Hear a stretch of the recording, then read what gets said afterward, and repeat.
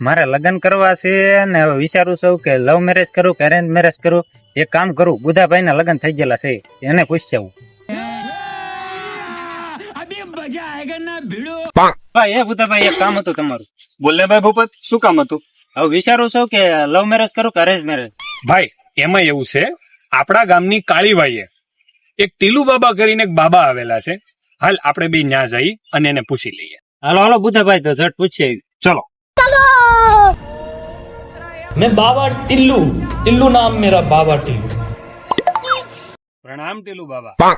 आओ भूपत बच्चे, लगन की समस्या लेने आया हो। હે બુધાભાઈ, બાવા તો ચમત્કારી લાગે, એને મારું નામ નહીં ખબર છે. ખરેખર बोल बच्चा, तुम्हारी समस्या जनाओ। બાબા, ભૂપતની એ સમસ્યા છે કે લવ મેરેજ કરવા કે એરેન્જ મેરેજ કરવા.